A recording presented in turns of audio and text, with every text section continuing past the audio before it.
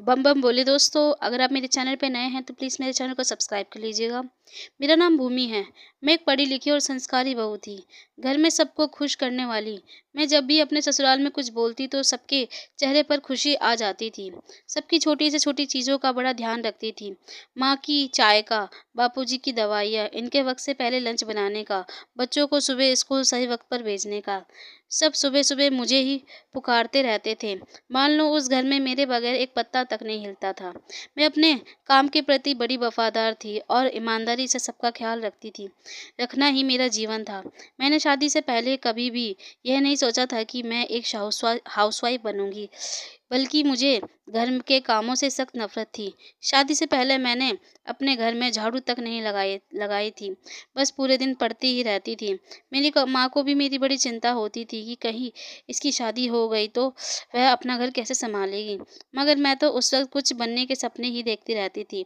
फिर एक दिन अचानक हमारी जान पहचान वालों ने मेरे लिए एक रिश्ता बता दिया।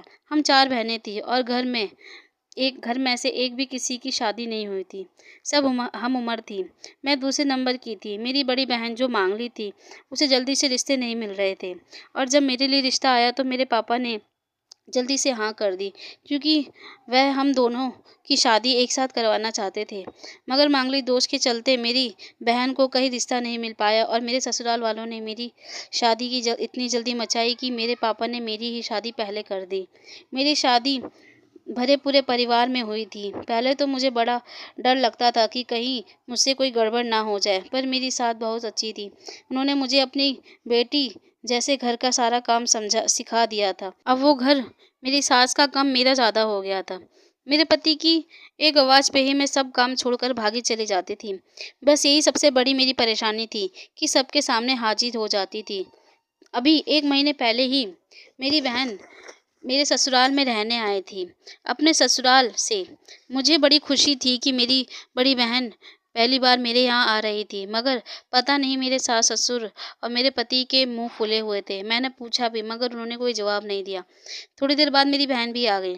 मैं तो उससे देखते ही उसके गले लग गई और हम दोनों एक-दूसरे के गले लगकर रोने लगे, क्योंकि शादी को 4 साल हो गए थे और शादी के बाद से ही मैं अपने मायके नहीं गई थी। माँ-पापा ही यहाँ आ जाया करते थे और मैं उनसे अपने मन की बातें भी नहीं कर पाती थी, क्योंकि क्योंकि कोई भी मुझे यहाँ अकेले नहीं छोड़ता था।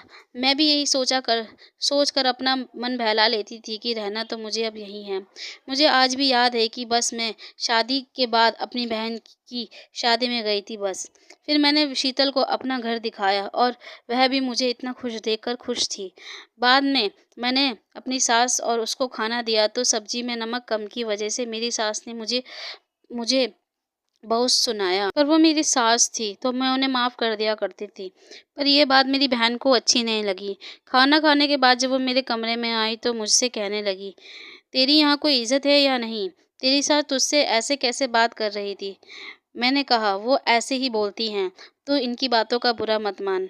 मुझे अब इनकी बातों का बुरा नहीं लगता, पर उन्हें ऐसे अपनी बहू से बात नहीं करनी का कोई हक नहीं है। उनके पास में ही सब सामान रखा हुआ था, मगर वह फिर भी तुझे सुना रही थी। क्या सब लोग तेरे साथ इस घर में ऐसा ही व्यवहार करते हैं? नहीं, बस मम्मी जी थोड़ी गुस्से वाली हैं।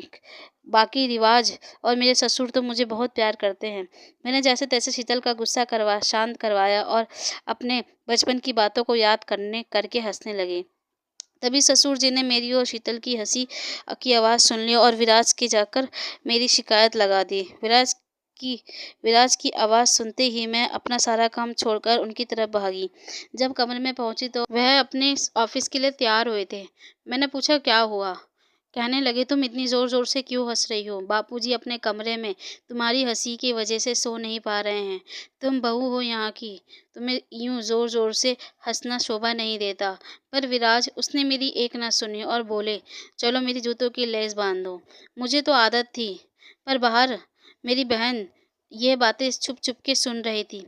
मेरे कमरे से बाहर आते ही मुझे मुझे वापस पकड़ा और कहने लगी, तुझे क्या हो गया है? तू तो पहले शेरनी थी, किसी की एक बात बर्दाश्त नहीं करती थी और आज यह सब लोग तेरी बेइज्जती पे बेइज्जती कर रहे हैं और इन्हें क्या मैं भी नहीं दिख रही जो मेरे आगे भी यह सब कर रहे हैं? अगर ये सब मेरे आगे इतना सब कर रहे हैं तो मेरे पीछे से पता नहीं क्या-क्या करते होंगे। तू क्यों इतना बर्दाश्त कर रही है? मुझे मुझे ससुराल में मुझ पे कोई उँगली तक उठा नहीं सकता और यहाँ पर तेरे हँसने पर भी पाबंदी है। और विराज, ऐसे कैसे तुझसे बात कर रहे थे? यह तेरे लिए घर है या जेल? यह सब मेरे सामने मेरे अपने हैं और मुझे इनकी बातों का ज़रा भी बुरा नहीं लगता। मैंने बोला। शीतल बोली, बुरा कैसे लगेगा? इन्होंने तुझे चलती-फिरती गुड़िया बना दिया है। जो करे सबका, सुने सबकी, बस बोले नहीं। अगर अब इनमें से किसी ने भी तुझे फिर से कुछ कहने की कोशिश की तो मैं इन्हें नहीं छोड़ूँगी और तुम भी बोलोगी बोलोगी और सीखो, नहीं तो पता नहीं ऐसे कब मार दी जाओगी। मैंने कहा, ठीक है यार। अब मुझे भी कहीं न कहीं शीतल की बातें सही लगने लगी थी। मैं भी अपना मन टटोलने लगी थी, क्योंकि शादी के बाद से ही विराज मुझे कभी भी अपनी रिश्तेदारी में कहीं लेकर नहीं गए थे और कभी भी अपना फ़ोन नहीं दिखाते थे। बस जब उन्हें मुझे मुझे मुझसे कुछ काम होता था तो मुझे अपने पास बुला लेते थे। नहीं तो मैं कहाँ हूँ, इस घर में जी रही हूँ, मर रही हूँ, इस बात से उन्हें कोई फ़र्क नहीं पड़ता था। जैसे-जैसे शीतल अपने ससुराल की बातें मुझे बता रही थी तो मैं भी अपने मन में उन बातों को इमेजिन करने लगी थी, क्योंकि मेरे साथ तो इसका उल्टा ही हो रहा था। ऐसे ही बातों-बातों में कब शाम हो गई पता ही नहीं चला। शाम की चाय हम सब साथ मिलकर पीते थे और आज शीतल भी हमारे साथ पिएगी। मैं जब चाय बना के लाई और सबको चाय देने लगी तो पता नहीं मेरा पैर किससे टकराया और मैंने चाय विराज के ऊपर गिरा दी। तभी विराज ने सबके सामने मुझे ज़ोर से थप्पड़ मार दिया और कहने लगा, बेवकूफ़ औरत, तुझसे चाय भी ढंग से नहीं दी जाती, पता नहीं किस अनपढ़ से मेरी शादी हो गई है। तभी शीतल मेरे पक्ष में बोली, पहली बात आप इसे इसे कैसे थप्पड़ मारा? आपको किसने हक दिया इसे मारने का? आपने आमने-सामने तक भी नहीं देखा और गलती दिखी और हाथ उठा दिया। तभी मैंने कहा, शीतल बस, अभी नहीं। क्यों अभी नहीं? सब जब से यहाँ आई हूँ सब तेरे साथ इस घर में बेइज्जती करे जा रहे हैं। कभी सास तो कभी ससुर तो कभी तेरा ये पति। तेरी इस तरह से इस घर में कोई इज़्ज़त है या नहीं? देखो मेरे फ़ोन में जब मैं चाय पीने जा रही थी तो आपके पिताजी ने भूमि के पैर में पैर अड़ा दिया तो तभी वो आप पर चाय लेकर गिर गई। अरे आप जिसे अनपढ़ कह रहे हो वो अपने कॉलेज में फर्स्ट नंबर पर आई थी। यह आपको घर की इज़्ज़त है जो दूसरे घर से आई है और आप इनकी यहाँ सबके सामने बेइज्जती कर रहे हो। अगर अभी तक आप इसके नहीं हुए तो ये घर वाले इसके कैसे होंगे? और तुम भूमि, चलो मेरे साथ। ऐसे घर में तुम्हें रहने की कोई ज़रूरत नहीं है, जहाँ एक औरत का सम्मान तक नहीं होता। तुमने सहना सीख लिया तो इन्होंने तुम पे अत्याचार करना शुरू कर दिया। बेचारी फ़ोन पर हमसे कैसे खुशी-खुशी दिखावा करती थी।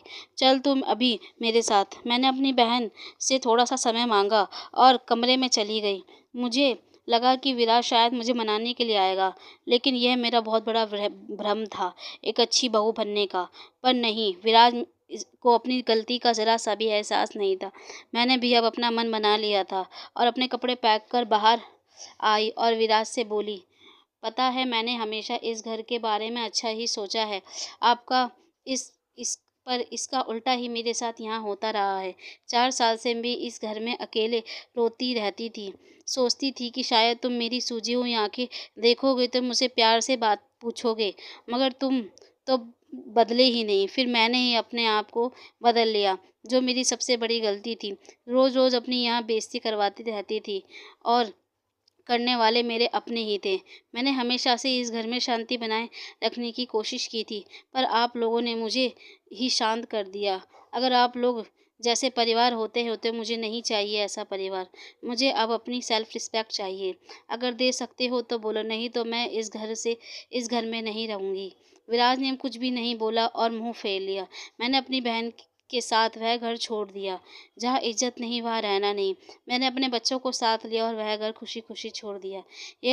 जो लोग कहते हैं एक लड़की के घर टुटवाने की वजह उसकी माँ और बहन होती है, वो लोग खुद दूसरों के साथ बुरा कर रहे होते हैं, तभी उन्हें अपनी गलती का ज़रा भी एहसास नहीं होता। मेरी बहन ने मेरी आँखें खोल दी, नहीं तो पता नहीं कब मेरी आँख बंद हो जाती और बंद करने वाले मेरे अपने ही होते।